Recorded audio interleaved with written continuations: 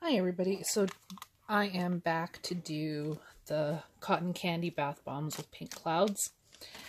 I mixed up all of my blue from my last video. I made very delicious bath bombs with, I actually just made these probably about 45 minutes ago and they're already pretty much rock hard. So I still have my Blue Lagoon mixed up from the last video, and now we're going to be mixing up pink clouds. Pink clouds is a pH sensitive. By pH sensitive, I mean it's going to change colors depending on the pH of what you put it in. So when you add it to baking soda by itself, baking soda is, as everybody knows, it's a basic alkaline ingredient. So I'll show you what so this is just my little pinch measuring spoon. I just got a nice little scoop and we're going to dump it into the water and mix it.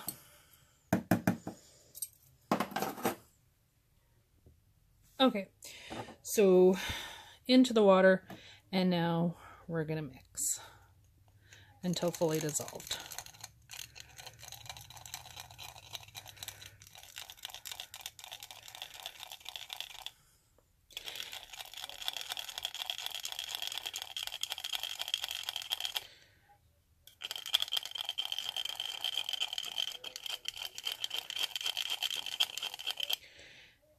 And it's hard to tell the color because right now it looks quite purple. It does not look anything like it should. It does not look pink.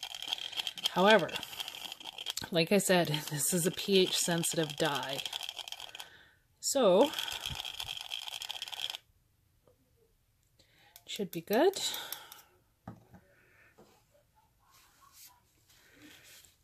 Again, even on my paper towel, it does not look like it should be pink clouds. It looks very, very purple. So don't let this fool you. And let's set this off to the side. Let's put this away before I dump it all over the place. Now, the fragrance that I use for my candy bath bombs is the Cotton Candy fragrance from Nature's Garden. It does have vanilla, but I have found that it does not discolor my bath bombs. So could be, if you're using pure white, you might notice some browning. But with the pink and the blue, I haven't noticed any browning yet. And I don't have any here. All of my bath bombs that I've made of this one already are down at my shop. So I don't have any kicking around the house to show you. But let's get into it. So in my bowl, I have baking soda, I have cream of tartar, and I have kaolin clay. So what I'm going to do is I'm going to mix this up.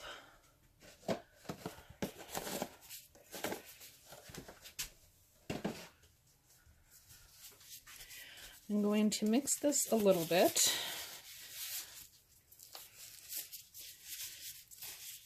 And yes, my table's a little messy from my last batch. I used to meticulously clean my table, my mixers, absolutely everything in between batches, even if it was the same scent and same colors. And it would take me forever, and I mean forever, because I was constantly washing and cleaning and sweeping and washing and cleaning and sweeping.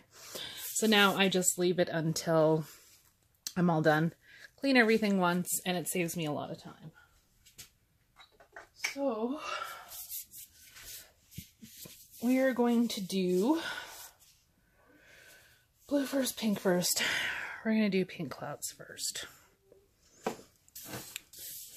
I'm just going to mix this up a little bit by hand, just to get my kaolin clay and everything. And then once I put the color into it, I'm going to put it on my Mix Master, and then I will just pause you guys, or else it's going to shake everything all over the place.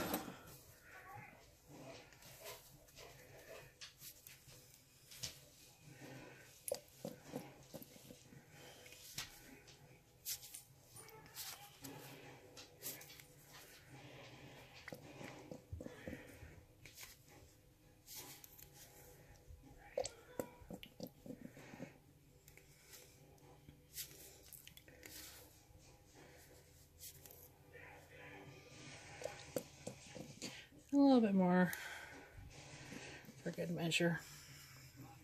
Okay, so that was 4 full pipettes of color, and as you can see, it looks very purple.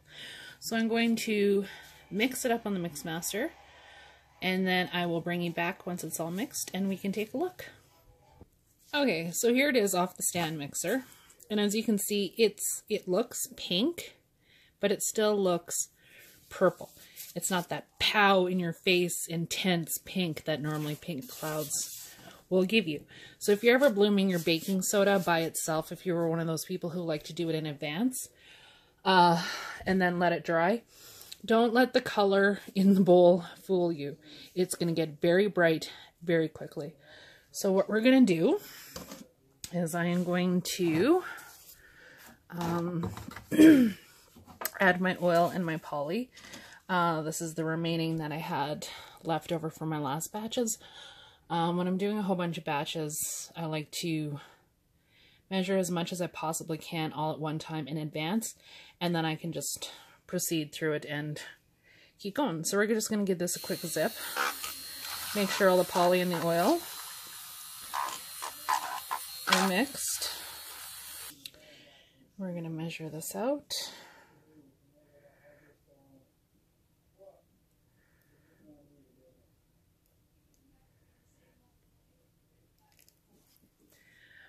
Okay. And then we're going to measure our fragrance out. Oh, whoops. This happens when you free pour. And we're going to add our citric. Oh, I just want to show you, since I do have, can you see the color difference so far? So now we're going to throw the citric in and I'll show you what I'm talking about.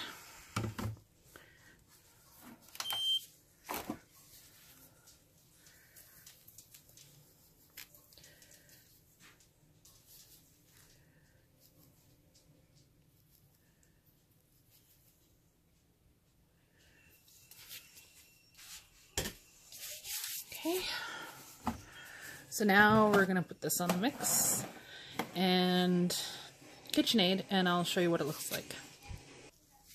Okay, so here it is out of the mixer, and as you can see, the color has changed tremendously. Here's that intense in-your-face pink that pink clouds can do so well. So I'm going to grab my bowl, dump this in my other one, mix up my blue, and we'll come back and we will make some bath bomb. Okay, so here we go. Now we have our pink and we have our blue, and now we can start pressing bath bombs. And again, for these I'm using 2.4-inch stainless steel bath bomb molds. So let's get going.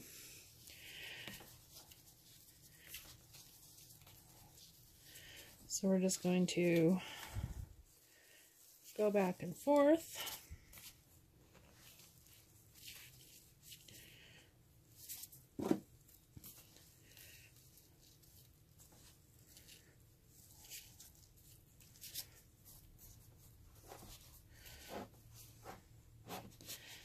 Trying to pull it out without moving it too much. And then we're just going to squidge the two halves together. Possibly.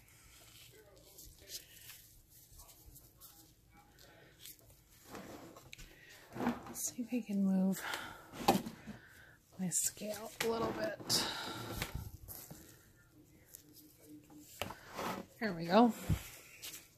Okay, so now that's pressed, for me, it just literally falls out of the mold. And then you can, well, I can anyhow with mine. Like, it's a good solid bath bomb recipe, and I don't have to worry about being too gentle about setting them down, and they're not going to fall apart on me. So let's continue.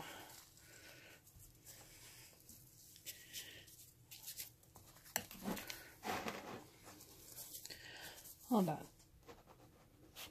This one sat just a little too long while making the blue. Here we go.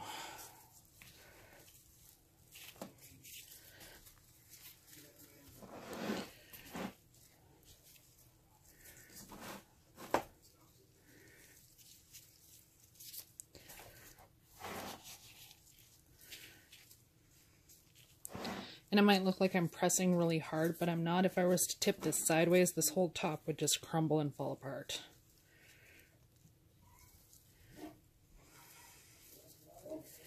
And then squish together. Ta-da!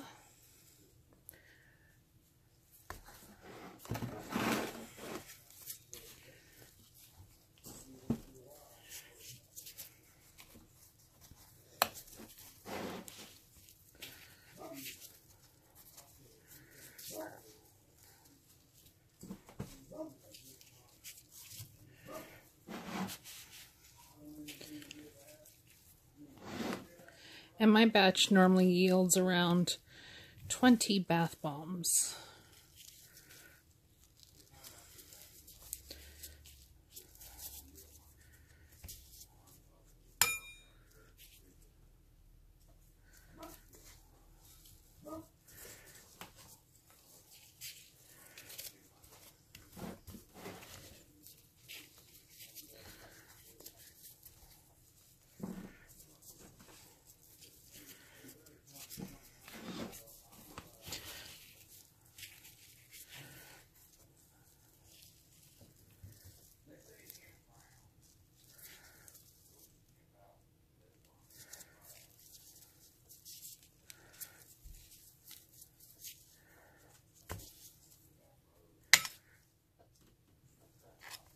I'm going to finish doing these up.